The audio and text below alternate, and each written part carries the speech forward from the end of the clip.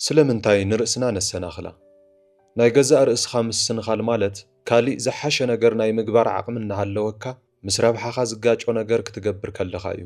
እዚ ድማ ብተግባር ብቃላት ወይ ብሓሳባት ክግለጽ ይኽእል። ሓደ ስራሕ ንምስራሕ ምውልዋል ጥራይ ክኸውን እውን ይኽእል፣ ወይ ድማ ምስ ሰባት ዘለካ ርክብ ክሳብ ምብልሻው ዝበጽሕ ዝተሓላለኸ ክኸውን ይኽእል።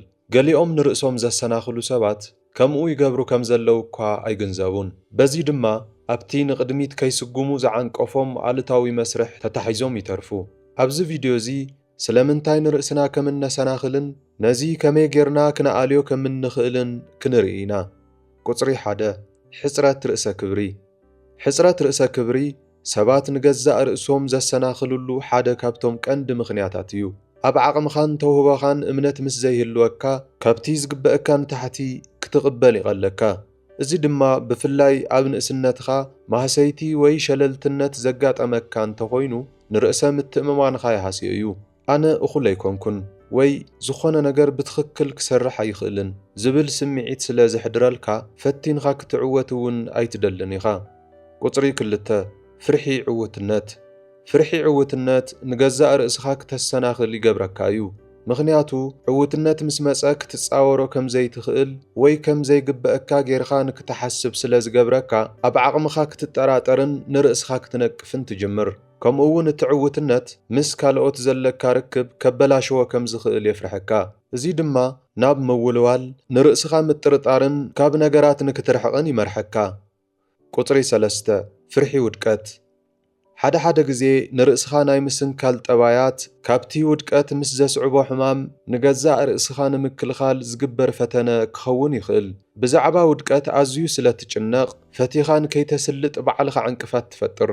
እዚ ፍርሒ እዚ ኣብ ቅድሜኻ ዓጋቲ መንደቕ ብምስራሕ ናብ ሽቶኻ ዘቕርቡኻ ስግኣታት ንከይትወስድ ይዓናቕፈካ። ቁጽሪ 4 ልምዲ። ናብ ናይ ቀደም ሕማቕ ልምድታት ምምላስ ይኹን ወይ ድማ ኣብ ናይ ሕሉፍ ተሞክሮታት ተሞርኪስኻ ግምታት መውሳድ ንገዛእ ርእስኻ ናብ ምስንኻል ክመርሐካ ይኽእል። ምኽንያቱ ልምዲ ኣብ ኣእምሮኻ ናይ ምቾትን ድሕንነትን ስምዒት ይፈጥር እዩ። ዋላ እኳ እቲ ኩነታት ንዓኻ ሕማቕ እንተኾነ እንታይ ከም ዝመጽእ ስለ እትፈልጥ ንቑሕ ኮንካ ነቲ ኩነታት ኣብ ክንዲ ምግጣም ሸለል ትብሎ። በዚ ድማ ዕድላት የጥፍአልካን ንውልቃዊ ዕውትነትካ ተሃስዮን። ቁጽሪ 5 ዝጋጨዩ ሓሳባት። ምስንኻል ርእስኻ መብዛሕትኡ ግዜ ካብቶም ኣብ ውሽጥኻ ዘለዉ ዝጋጨዩ ሓሳባት ዝመጽእ ውጽኢት እዩ። ሓሳባትኻ ንጠባይኻ ይቕይርዎ እዮም። ስለዚ ሓሳባትኻ ምስ ዝጋጨዩ ውሳነ ንምውሳድ ይኸብደካ። ብፍላይ እቶም ሓሳባት ምስቲ ንስኻ እተኣምነሉ ክብሪ ወይ እምነት ምስ ዝጋጨዩ ዝያዳ ይኸብድ። በዚ ድማ ኣብ ዘለኻዮ ደው ትብል ወይ ትጭነቕ።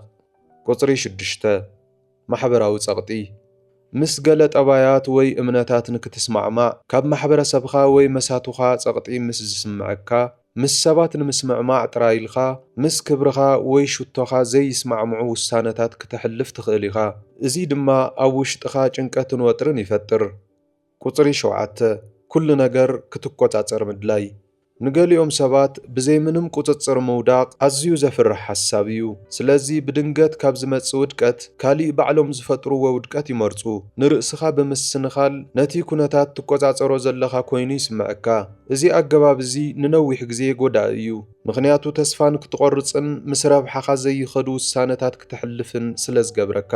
ንገዛእ ርእስኻ ምስንኻል ኣብ ህይወትካ ኣዝዩ ኣሉታዊ ጽልዋ ክህልዎ ይኽእል። ናይ በደል ስምዒትን ጭንቀትን የስዕብ። ሽቶታትካን ከይትወቅዕ ይዓናቕፈካን ጽቡቕ ዕድላት የጥፍአልካን።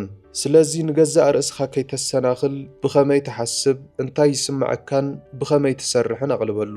ነቶም ኣሉታዊ ልምድታትኻ ንምቕያር ድልው ኩን። ስለምንታይ ንርእስኻ ተሰናኽል ከም ዘለኻ ምስ ፈለጥኻ ነቶም እምነታትን ጠባያትን ብዝሓሹ ክትትክኦም ትኽእል ኢኻ። ነዚ ቪድዮ እንተፈቲኹምዎ ላይክ ግበሩ፣ ንዕርኽትኹም እውን ኣካፍልዎ። ተመሳሰልቲ ቪድዮታት ንምርኣይ ሳብስክራይብ ግበሩ። ስለ ዝተዓዘብኩም የቐኒየልና።